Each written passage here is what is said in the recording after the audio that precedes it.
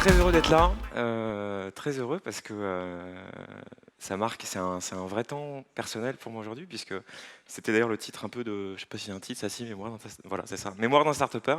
J'étais là il y a hier effectivement, mais surtout l'année dernière. J'étais en plein boom de l'aventure startup et là c'est un peu peut-être la fin pour moi d'une aventure, et donc c'est hyper agréable avec vous de partager. D'essayer de partager et peut-être donner à des actuels entrepreneurs ou des futurs entrepreneurs un retour sur une expérience, mais un retour sans bullshit, enfin vraiment en se parlant en vrai, quoi. Moi, j'ai plus rien à prouver. Je me suis fait virer de ma boîte en fait en décembre dernier, qui est peut-être la meilleure chose qui m'est arrivée et ce qui va me permettre de vous raconter plein de trucs. Donc, pour me présenter rapidement pour ceux que j'ai pas eu l'occasion de rencontrer, euh, moi, ça fait à peu près. Salut, t'en vas? C'est pas bien? Attends un peu quand même. La honte. Donc ouais, moi ça fait à peu près 10 ans que je suis dans l'aventure entrepreneuriale. J'ai monté 3 projets. Donc le dernier effectivement c'est Ornicar. J'avais monté 2 trucs. Un premier s'appelait Monsieur Chat l'heureux. Il y a un jeu de mots, Monsieur Chat l'heureux. C'était une marque ça existe toujours d'ailleurs, une marque de caleçons pour hommes au coton bio. En fait, je me remettais un peu en école de commerce, donc c'était l'histoire de m'occuper un peu, quoi. C'est ce que j'ai appelé une entreprise à but très créatif. En fait, tout l'argent que je gagnais avec, enfin tout l'argent, le peu d'argent que je gagnais avec ça, je le réinvestissais dans des voyages, des trucs un peu rigolos. Donc j'ai fait la traversée de l'Islande à pied en autonomie. J'ai été de Paris à Istanbul avec 20 euros en poche et en faisant du stop, etc. Enfin des trucs un peu comme ça. Putain, le mec est malade. Qu'est-ce qu'il raconte? Ok, donc c'est pas le sujet ça. Ensuite, j'ai monté une deuxième boîte qui s'est appelée Midcook. Et là, en fait, l'idée, c'était de monter une plateforme de un peu le Airbnb de la table d'hôte en gros. Il y avait pas mal de trucs, c'était il y a 5-6 ans, enfin, ça arrivait, c'était de se dire, ok, comment on peut essayer de rassembler des gens autour de la cuisine, de la gastronomie. Donc l'idée, c'était de faire en gros, quelqu'un crée un dîner chez lui et peut inviter des gens qu'il connaît pas. Il y a un thème, par exemple, je sais pas, start-up, puis on va parler de start-up autour d'une bonne assiette. Finalement, le site n'est jamais sorti. Mais en fait, c'était pas l'objectif. Moi, c'était plus d'apprendre à coder, puisque c'est un site donc j'ai codé intégralement. Et donc voilà, donc super expérience, mais c'était plus encore un projet un peu perso. Et donc la troisième entreprise, ça a été Ornicar. Donc Ornicar, une boîte qui a été montée il y a 2-3 ans maintenant. Et là, l'idée, c'était d'encore d'essayer de répondre à un problème, d'apporter des solutions sur un marché qu'on connaît tous, qui est celui du permis de conduire, où il y a une vraie frustration des utilisateurs. Et l'idée, c'était moi, c'est un peu l'image que je me fais des entrepreneurs, c'est généralement des gens qui aiment bien apporter des solutions sur quelque chose qui marche plus tellement. C'est d'essayer d'apporter une autre façon de passer le permis de conduire. Donc voilà, donc ça a commencé il y a 2-3 ans. Et je regarde le temps, c'est bon, ça va. Bah là, aventure énorme, puisque genre tous les feux étaient ouverts, sans jeu de mots. Permis de conduire, feu vert. On a eu les investisseurs les plus renommés, donc les fondateurs de Free, Mythique, Vente Privée, La Fourchette, Partech, Elaya, enfin tous les. Enfin, ça a de la gueule quand on lève des fonds, par exemple, d'avoir ce genre de fonds. On a fait la une du New York Times, la une de Libé, la une de plein de journées. On a fait un Capital sur M6, on a fait je sais pas combien de JT. Donc, enfin voilà, une belle couverture média. J'ai rencontré des gens fabuleux au sein de l'équipe. On était une dizaine. J'en ai aperçu quelques-uns là. Enfin, un en tout cas, je vois pas très bien le reste. Et ça a été humainement enfin, un truc génial de pouvoir s'associer avec des talents sur des domaines d'expertise. Enfin, c'est génial, c'est tout ce que peut demander un entrepreneur, quoi, d'être bien entouré. Et voilà.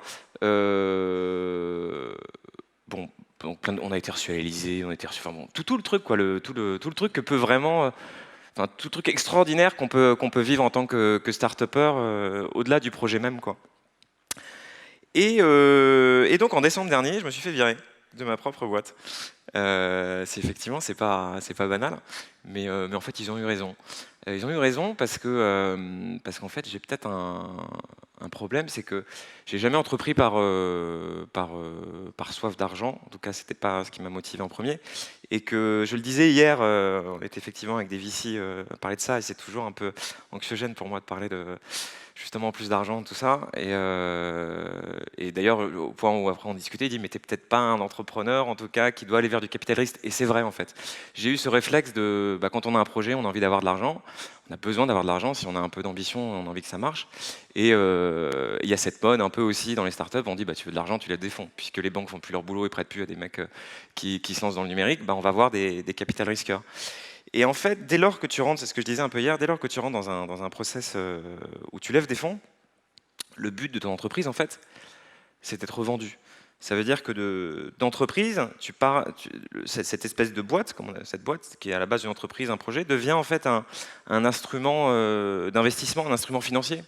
Le but, la finalité de cette entreprise, il y a marqué un objet social, ce qu'on veut, mais en fait, la vérité, c'est d'être vendu dans 5 ans par quelqu'un d'autre. Donc, déjà, il y a un biais, il y a un conflit d'intérêt. Parce que quand le but c'est de revendre un projet, on ne fait pas la même chose que quand on veut faire un truc vraiment durable et avec toutes les valeurs qu'on a envie d'y mettre.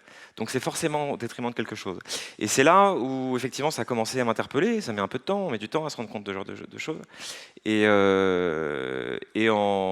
l'automne dernier, il y a eu un peu une friction avec mon associé sur certains points. Et en fait, très naturellement et finalement très intelligemment, les fonds m'ont dit finalement ce serait peut-être bien que tu sortes. Et c'était me rendre service en fait, parce qu'on est pris à 100 dans un projet, etc. On donne tout. Enfin, j'ai vraiment mis toute mon énergie et tout mon amour et toute ma passion dans ce projet et tout mon temps et au détriment de plein d'autres trucs.